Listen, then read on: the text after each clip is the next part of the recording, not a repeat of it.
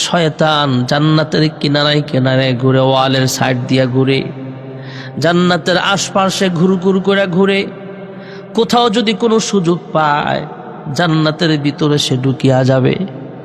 জান্নাতের গেটের দারোয়ানরা তাকে ঢুকতে দেয় না। জান্নাত থেকে ইবলিসকে বহিষ্কৃত করা হয়েছে, তাকে লানতের জিনজির গলায় ঝুলাইয়া দেওয়া হয়েছে। ফাখরুজ ফাইন্নাকা রাজিম। আল্লাহ তাআলা তাকে বের করে দিলেন। শয়তান এবার জান্নাতে ঢোকার জন্য চেষ্টা করে। জান্নাতের ওয়ালের পাশে দেখে একটা সুন্দর ময়ূর দেখা যায়।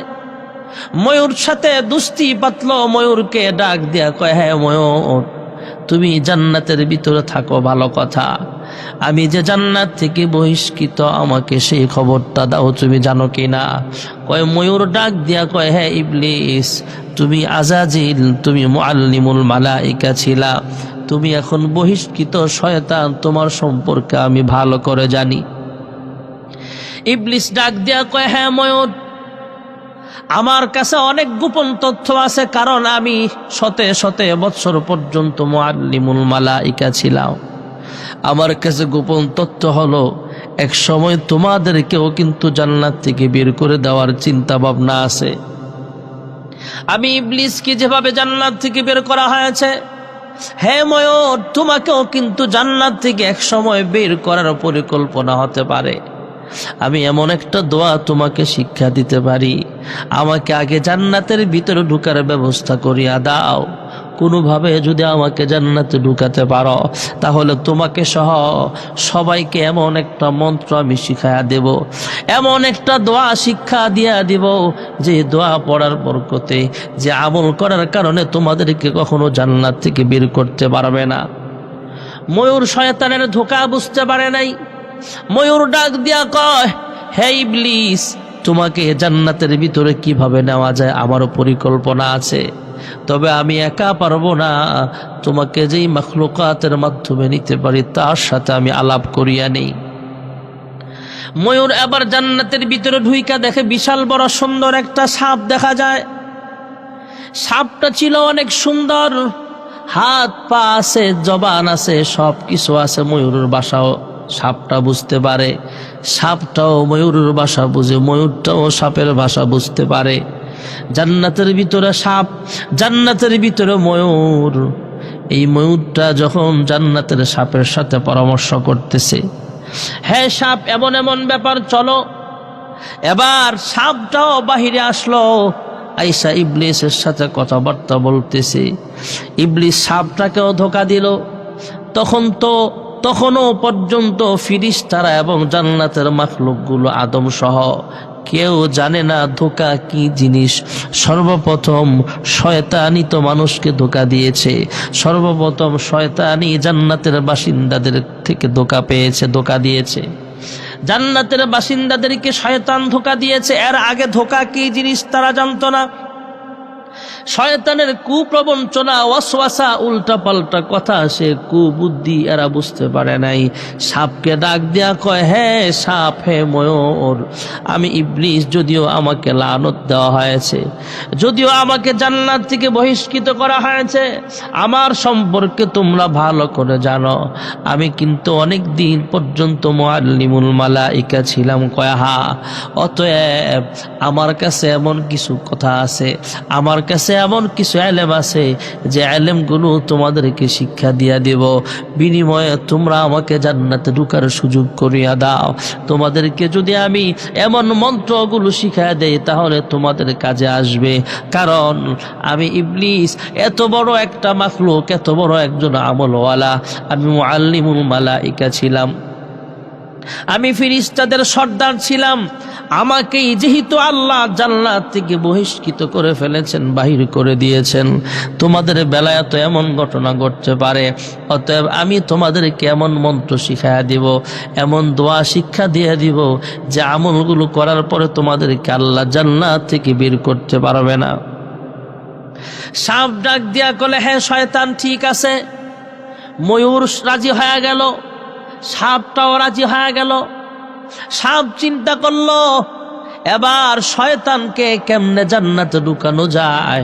শয়তান ডাক দিয়া কয়, হে সাপ, তুমি হা করো, তোমার জবানের ভিতরে মুখের ভিতরে আমি ঢুকিয়া যাই, তোমার দাঁতের আড়ালে আমি লুকায়া থাকবো, আমাকে নিয়ে তুমি জান্নাতে অনায়াসে ঢুকতে পারবা, কোনো পাহারাদার কেউ তোমাদেরকে দেখতে পাবে না। সাপ এবার চিন্তা করলো, শয়তানের পরিকল্পনা অনুযায়ী কাজ করলো, হা করলো। শয়তানটা সাপের মুখের ভিতরে ঢুকে গেল। সাপটা আবার দুইটা ঠোঁট একসাথে করে ফেলছে, দাঁতের আড়ালে করিয়া শয়তানকে সহ এই সাপ এবং ময়ূর দুটোটা আবার জান্নাতের ভিতরে ঢুকিয়া গেছে। অভিশপ্ত শয়তানকে সাহায্য করার কারণে আল্লাহর গজব পড়েছে সাপের উপরে। এই সাপের যে দাঁতের আড়ালে শয়তান লুকায়িত ছিল, এই দুইটা দাঁত তথা যে কয়েকটা দাঁতের পিছনে শয়তান লুকায় ছিল, এই দাঁতগুলো গজব দিয়া বিষাক্ত বানা দেওয়া হয়েছে। সাপের মধ্যে যেই দুইটা বিষ দাঁত অথবা যেই কয়টা বিষ দাঁত আছে, এই দাঁতের পিছনে শয়তানকে লুকায় রাখার কারণে আল্লাহ গজব দিয়া এই দাঁতগুলোকে, সাপের দাঁতগুলোকে আমার আল্লাহ বিষাক্ত বানায়া দিয়েছেন। যেই ময়ূরটা শয়তানকে সাহায্য করেছিল, এই ময়ূরটা জান্নাতের ভিতরে খুব সুন্দর একটা ময়ূর, পাখাটা সুন্দর, মাথার পাখাগুলো সুন্দর, দেখতেও সুন্দর। পাখির মধ্যে সবচেয়ে সুন্দর পাখি হলো ময়ূর। ময়ূর দেখতে সুন্দর, পাটাও ছিল সুন্দর।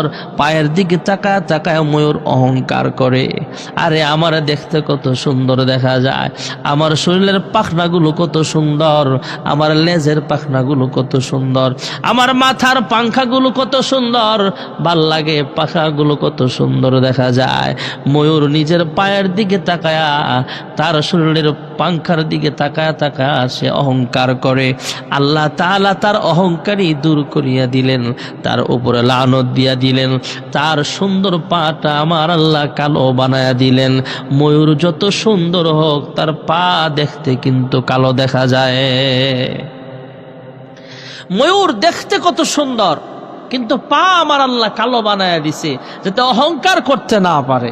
এই জন্য আমরা যারা মানুষ, আমরাও অনেক টাকা পয়সা আছে, অনেক সম্পদ আছে, আমার কণ্ঠ সুন্দর, আমার দেহ সুন্দর, চেহারা সুন্দর, অহংকার করা যাবে না, বরং আল্লাহর কাছে দোয়া করা, আয় আল্লাহ তুমি আমাকে যেমন সম্পদের মালিক বানিয়েছ, আমার চেহারা যেমন সুন্দর বানিয়েছ, আমার অন্তরটাও তুমি সুন্দর বানায় দাও। আমাকে যেমন সম্পদ দিয়েছ, এই সম্পদ তোমার হালাল কাজে ব্যয় করার তৌফিক দাও, এই সম্পদের যাকাত দেওয়ার তৌফিক দাও, এই সম্পদ দিয়ে যেন ভালো কাজ করতে পারি সেই তৌফিক দান করো। এই সম্পদ কোন কাজে ব্যয় করা হয়েছে এর হিসাবটাও কিন্তু হাসরের ময়দানে আল্লাহ তাআলার কাঠগড়ায় দাঁড়ায় আমাদেরকে জবাব দেওয়া লাগবে। এই জন্য দোয়া করা, আয় আল্লাহ আমাকে যেমন অনেক অর্থ সম্পদের মালিক বানিয়েছ, আমার ধন সম্পদ যেন তোমার রাস্তায় ব্যয় করতে পারি তৌফিক দান করে দাও।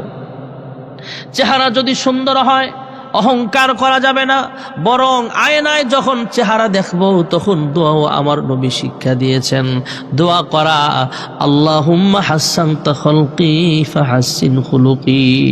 হে পরওয়ারদিগার আলম, আয় আল্লাহ তাআলা আমার চেহারাটা যেমন সুন্দর বানিয়েছ, আমার অন্তরটাও এমন সুন্দর বানায় দাও। শুধু চেহারা সুন্দর দিয়া জান্নাতে যাওয়া যাবে না, অন্তর যদি ময়লা থাকে তাহলে জান্নাত নসিব হবে না। আমার চেহারাটা যেমন সুন্দর বানিয়েছ, আমার অন্তরটাও তেমন সুন্দর বানায় দাও। এই জন্য অহংকার না কইরা আল্লাহ তাআলার কাছে দোয়া করতে হবে। ময়ূর অহংকার করেছিল, পা কালো বানায় আমার আল্লাহ তার অহংকার দূর করে দিয়েছেন। শয়তান শুধু ময়ূরকে ধোঁকা দিয়েছে এমন নয়, শয়তান শুধু জান্নাতের সাপকে ধোঁকা দিয়েছে এমন নয়, শয়তান আদম হাওয়াকেও ধোঁকা দিয়ে ফেলছে। শয়তান আদম হাওয়াকে ধোঁকা দিয়েছে। আল্লাহ তাআলা আদম হাওয়াকে বলেছেন, ইয়া আদম উসকুন আনতা ওয়া যাওজুকাল জান্নাতা ওয়া কুলা মিনহা রাগাদান হাইসু শি'তুমা ولا تقربا هذه الشجرة فتكونا من الظالمين।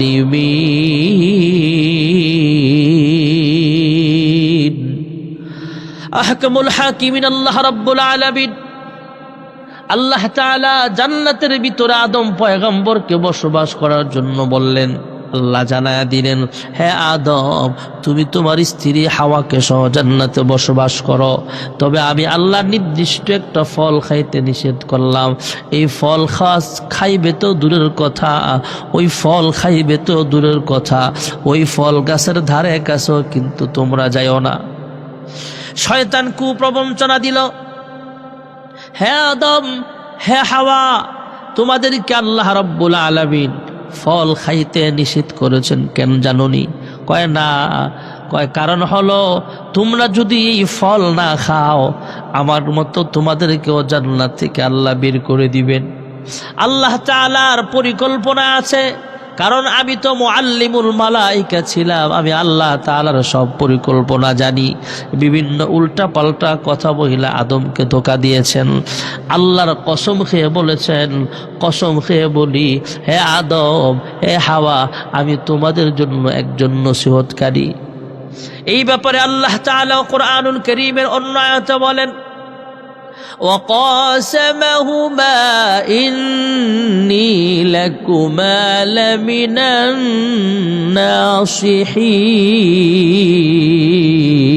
الناصحين। আল্লাহ রাব্বুল আলামিন বলেন কোরআনুল কারীমের আয়াতের মাধ্যমে আমাদেরকে জানিয়েছেন আদম হাওয়ার কোনো দোষ নাই। আদম হাওয়াকে শয়তান কসম খেয়েছেন, আল্লাহর কসম আমারে তোমরা বিশ্বাস করতে পারো, কসম খেয়ে বলেছেন আমি তোমাদের জন্য একমাত্র নসিহতকারী। আমি চাই আমার মতো তোমাদের যাতে হাল না হয়, আমাকে যেমন বের করে দেওয়া হয়েছে তোমাদেরকেও যেন বের করে দেওয়া না হয়। হে আদম, হে হাওয়া, তোমরা গন্ধম ফল খেয়া ফেলো, জান্নাতি ফলটা খায়া ফেলো। শয়তানের ধোঁকায় পড়িয়া কুপ্রবঞ্চনায় পড়িয়া আদম হাওয়া ফল খেয়ে ফেললেন। আল্লাহ রাব্বুল আলামিন দুজনকে দুনিয়ার জমিনে পাঠায়া দিলেন। আদম আর হাওয়া দুইজনকে দুই দেশে আমার আল্লাহ পাঠায়া দিলেন। একজনকে শ্রীলঙ্কার শরণদ্বীপে আল্লাহ পাঠালেন, শ্রীলঙ্কার পাহাড়ে পাঠায়া দিলেন, দ্বীপে পাঠালেন। আরেকজনকে সৌদি আরবের জেদ্দায় আমার আল্লাহ পাঠায়া দিলেন। লম্বা চূড়া কথা বলার সময় নাই ভাইয়ারা আমার। হযরত আদম, হযরত হাওয়া আলাইহিমুস সালাম দুজনকে দুই দেশে পাঠায়া দিলেন। প্রায় 350 বছর পর্যন্ত কাঁদলেন, রব্বানা যালামনা আনফুসানা ওয়া ইল্লাম তাগফির লানা ওয়া তারহামনা লানাকুনান্না মিনাল খাসিরিন। 350 বছর কান্নার পর আল্লাহ তাআলার কাছে একটা উসিলা দিয়া মাফ চাইলেন, শেষ নবীর নামের উসিলা দিয়া ক্ষমা চাইলেন। আদম হাওয়াকে আল্লাহ তাআলা ক্ষমা করিয়া দিলেন। আদম আর হাওয়া অচেনা অজানা ভাবে আরাফার ময়দানে যেই পাহাড় আছে জাবালে রহমত, পাহাড়ের উপরে একটা চিহ্ন দেওয়া আছে, একটা পিলার গাড়া আছে। ওই পিলারের জায়গায় আইসা অজানা ভাবে একজন আরেকজনের চোখে চোখে পড়ে গেল, একজন আরেকজনকে দেখা হয়ে গেল, সাক্ষাৎ হয়ে গেল। এই জন্য এই মাঠটাকে বলা হয় আরাফার ময়দান, পরিচিতির একটা মাঠ।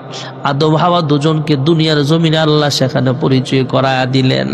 দুইজন একজন আরেকজনকে জড়ায়া ধইরা আমার আল্লাহর কাছে এমন ভাবে তওবা করলেন, হাওয়া হযরত আদম দোষী হইলেন খায়া গন্ধ।